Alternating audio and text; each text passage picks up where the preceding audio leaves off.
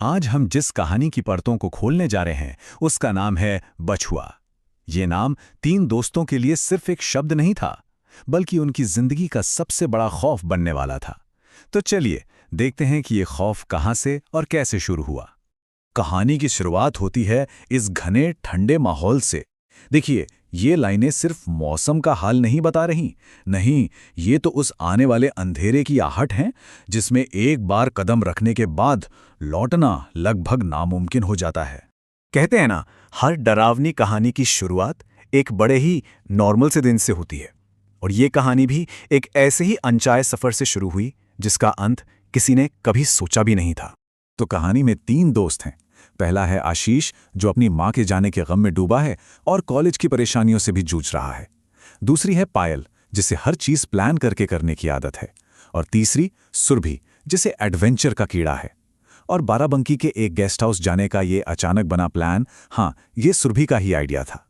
और यहीं यहीं मिलता है कहानी का पहला हिंट, एक वार्निंग जिसे तीनों दोस्तों ने पूरी तरह इग्नोर कर दिया।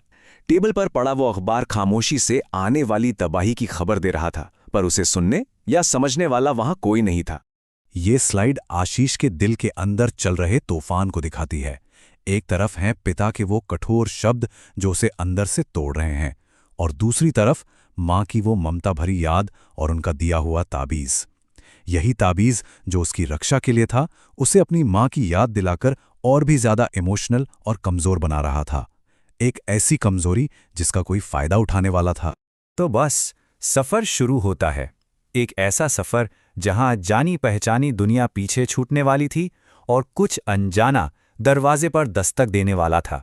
जिंदगी में कभी कभी एक छोटा सा फैसला, बस एक छोटा सा डिसीजन सब कुछ बदल देता है। पायल का वो रास्ता बदलना भी कुछ ऐसा ही था। ये फैसला उन्हें सीधे उस अनहोनी की तरफ ले जा रहा था जिससे वो पूरी तरह बेखबर थे। और फिर अचानक होता है पहला सामना। आशीष को सड़क के बीचों बीच एक बच्चा दिखता है और वो पूरी ताकत से ब्रेक लगाता है। गाड़ी रुकती है, पर वो बच्चा गायब। उसके दोस्त इसे उसका वहम मानकर बात को टाल देते हैं। गेस्ट हाउस पहुंचते ही सुरभि अपना असली और खतरनाक प्लान सामने रखती है। वो अपने साथ वीजा बोर्ड लाई थी, आत्माओं से बात करने का एक दरवाजा। सोचिए, ये सुनते ही आशीष का दिल कैसे बैठ गया होगा, क्योंकि उसे याद था कि ऐसा ही एक खेल उसके दोस्त दिव्यांश के लिए कितना भारी पड़ा था। तो अब कहानी उस मोड़ पर आ पहुंचती है जहां से वापसी का कोई रास्ता नहीं था। वीजा बोर्ड का खेल, जो असल में एक बहुत बड़ा धोखा था, अब शुरू होने वाला था। खेल शुरू होता है और यहां पर वो आत्मा इतनी चालाकी से खेलती है कि आशीष को पता ही नहीं चलता।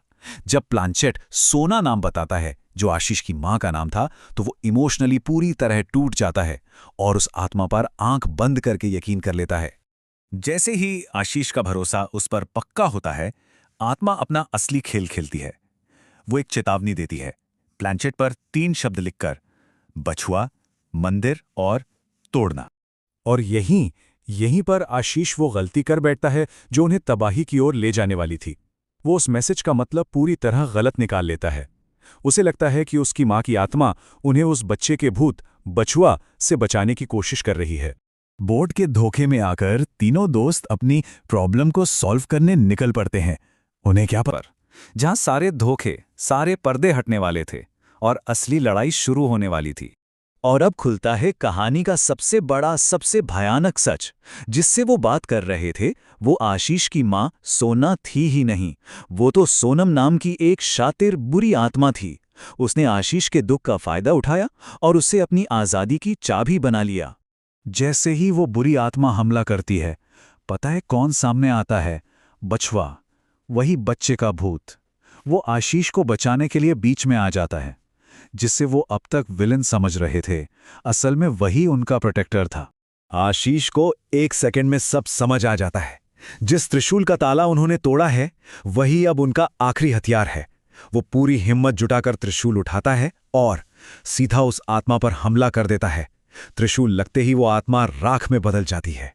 लड़ाई खत्म होती है और कहानी का अंत होता है इस खामोश लेकिन बहुत ही मार्मिक सीन के साथ। बछुआ आशीष की तरफ देखकर हल्की सी मुस्कान देता है और देवी की मूर्ति के पीछे कहीं गायब हो जाता है। और कहानी हमें इसी एक सवाल के साथ छोड़ जाती है कि क्या बछुआ हमेशा से एक गार्जियन स्पिरिट, एक रक्षक था, या फिर उसकी कहानी कुछ और ही थी। इस धोखे और बहादुरी के खेल में असली हीरो कौन था? शायद ये जवाब हमेशा एक राज ही रहेगा।